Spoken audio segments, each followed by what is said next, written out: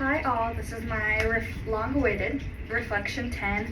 I just wanted to preface this by saying, I mean no offense if I misgender. I know we had an entire discussion in class on this, and I am trying my damned hardest to not misgender this person. I was just never aware of genders growing up. My first time ever experiencing them was in college, and so it has been a journey and I'm trying my hardest. So I'd just like to preface it with that. How would I explain this to someone who has not read it? I would explain this part of the comic as almost like trying to figure themselves out and figure out what gender they want to identify with, and if they want to identify as one. They do a timeline of series of events of like this and that and my life, like this entire circa 2003 to 2007. And I think that's wonderful. I think it's a really great way to read how life has been through that day and age. That's specifically just high school, but I think it's really important to note that these two chapters have been extremely beneficial in finding out who wants to be as a person and who wants to be and who wants people to see them as. I think a really notable part was the ending and them having that crush. Somebody had a crush on them. I think Maya. I think their name was Maya.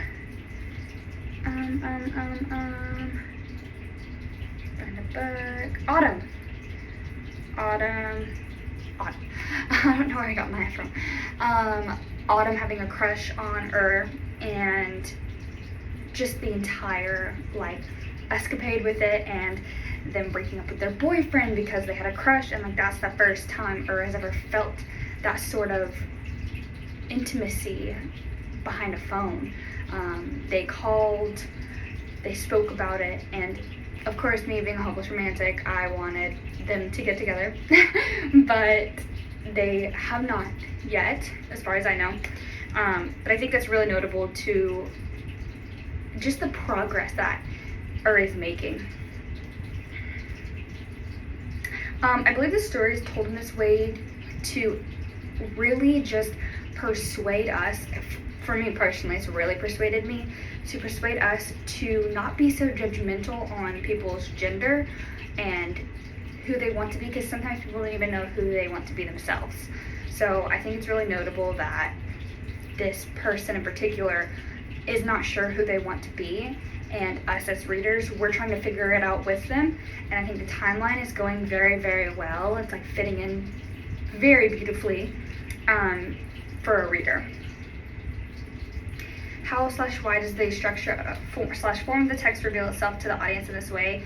I believe it reveals itself to the audience in this way because of the way it's written. I really loved the page where all of the words just like formed into almost like a seashell type. I really liked that. It really just, what's the word? I think it really grabbed the reader's attention and made us focus in, turn our head, turn our iPad, whatever.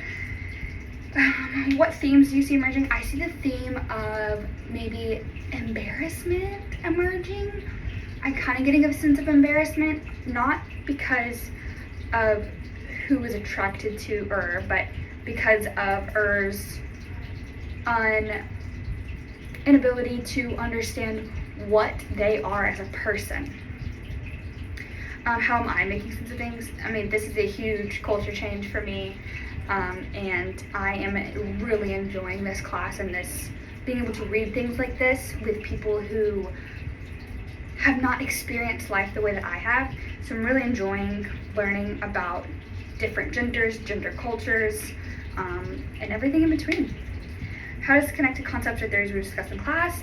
Again, I think a huge theory that we've discussed in class is misgendering and gendering with purpose. I think it's extremely important that we live in a society today where anybody can be anything, and think it's important that in this particular book that we went over those philosophies behind what this person wants to be identified as, because without that, I still would have been calling her. What does this reading teach you about stories / storytelling more generally?